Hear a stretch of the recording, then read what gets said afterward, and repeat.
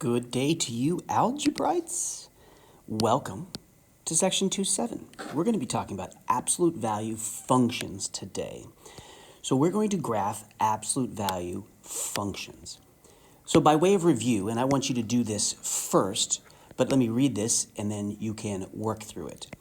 Graph the following functions on the same coordinate plane. Use the table for the first and the slope and intercept for the second. So this one's going to be a slower method, slightly faster, and please do both of them just on the same coordinate plane. And oftentimes you'll hear that said as the x, y coordinate plane. All right, so pause. Now let's take a gander here and see how one might approach it. Well, before we even attack, remember that the last lesson that we talked about was family of functions. And what we did with family of functions was recognize that when we had a basic form, something like this, y equals f of x, that there were a few sort of knobs that adjusted the shape. We had an a in the front that was multiplying. We call that a scalar. We had a minus h on the inside, and then we had a plus k on the outside. So briefly, a is a scalar, which means it's stretched or compressed a shape or flips it upside down. The h moves the whole object rigidly left or right, and this one moves the whole object up or down. We call that translation, and we call this one a scale.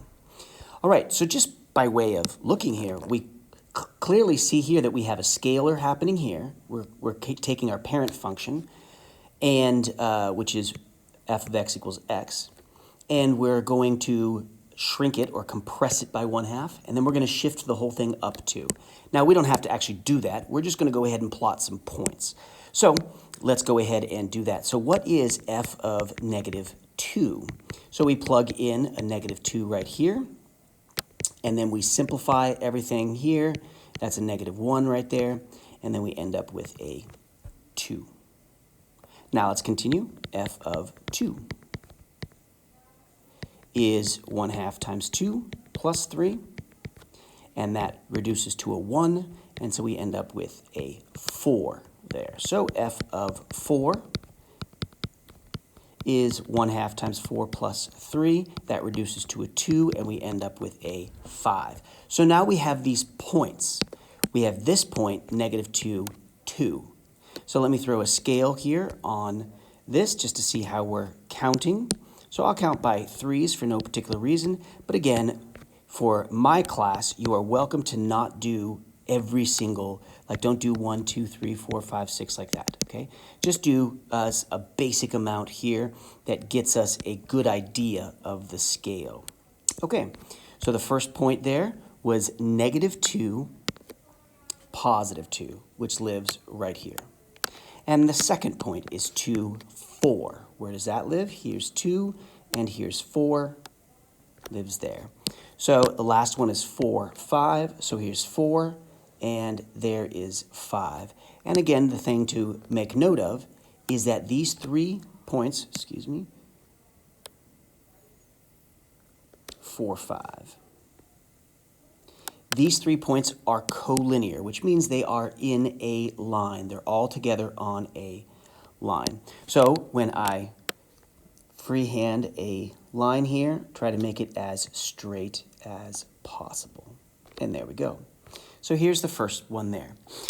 Now, notice that took quite a bit of work because we substituted a point in, a value, we got that y output, and then together that made a point. So that was a lot of steps. Then we did the same thing twice more, and then connected the dots.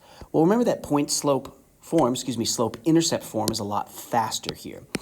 That we have our slope, which is 2, and we can interpret that as 2 over 1, which can mean either up to right 1, or it can mean down to left 1. In this case, they're both negative. The numerator and denominator are negative, and so we can interpret it both ways, both positive or both negative. Now the y-intercept is the negative 4, and where does that tell me? That tells me that we start on this point, 0, -4, which lives right here. So let's go ahead and plot that point. And then, so that's what B tells me, where to begin. And the slope tells me, again, we often use the letter M, tells me how to move. So I'm going to go up to right 1. Up to, try that again, up to right 1, up to right 1, up to right 1. Again, let me count that. Up 1, 2, right 1, up 2, right 1, up 2, right 1. And then we can connect the dots here. Notice that we don't need to have these lines intersect. You can keep doing it so that they intersect. But right now, we're just graphing two lines on the same coordinate plane. All right, so that now is a good introduction here to absolute value functions. Now, we already looked at the parent function of absolute value, and we already know, in fact, we've already graphed this one before, but I want to do so with points to show you that's a little bit tedious to do it this method, and then we're going to speed up the process.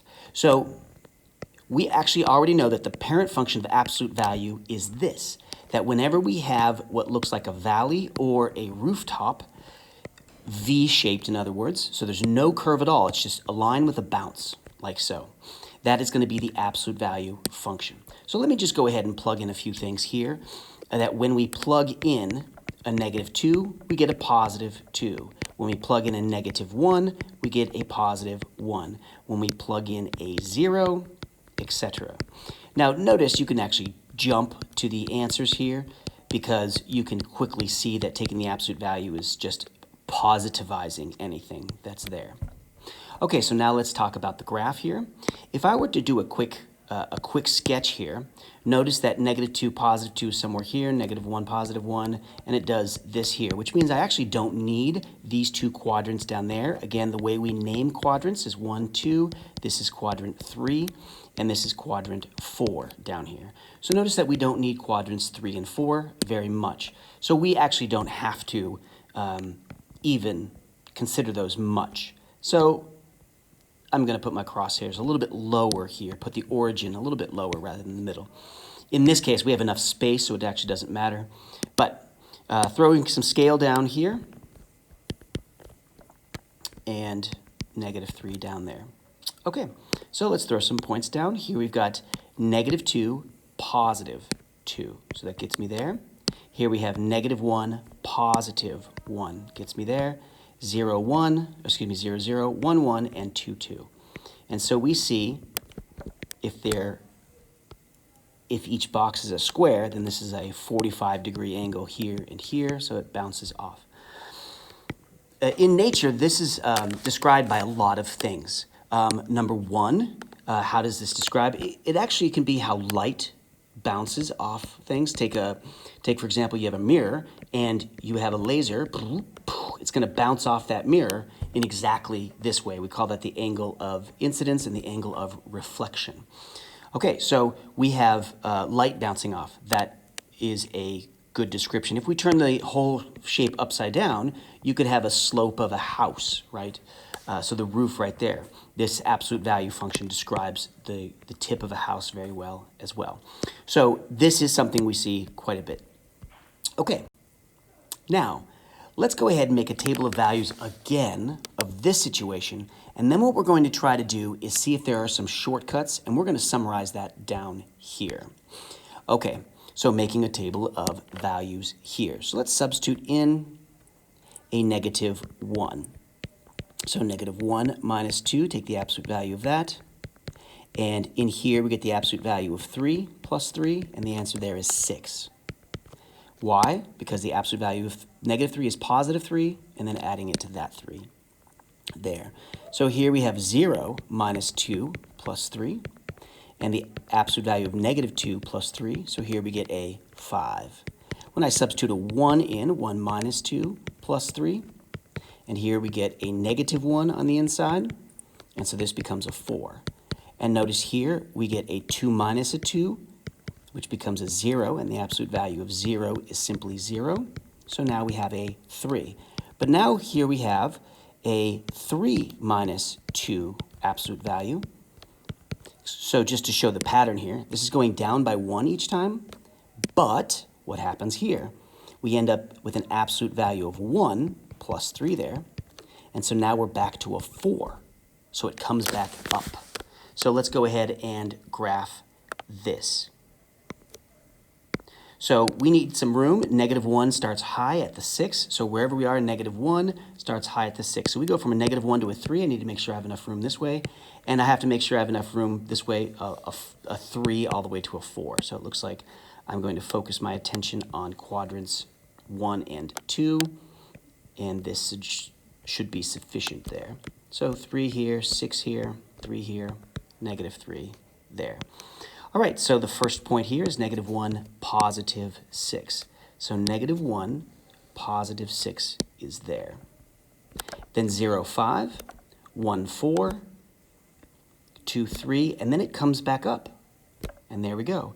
So what's the pattern? We know that this is an absolute value, which means we know it's going to be V-shaped or roof-shaped right there.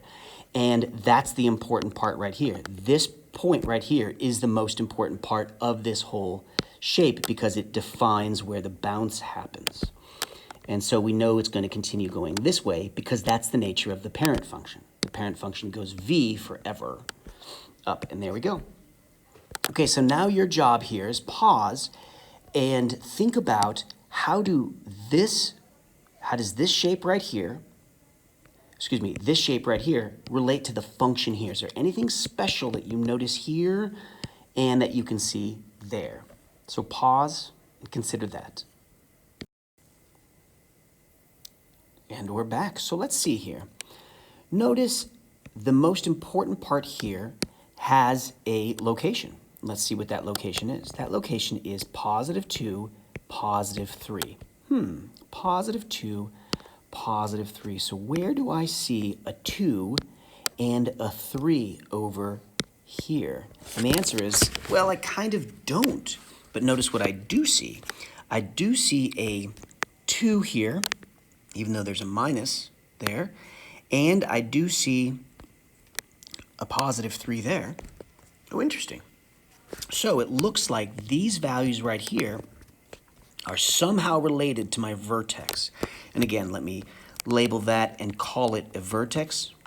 You don't have to write that vertex on further things, but that's how we identify it. It's the changing position on the graph.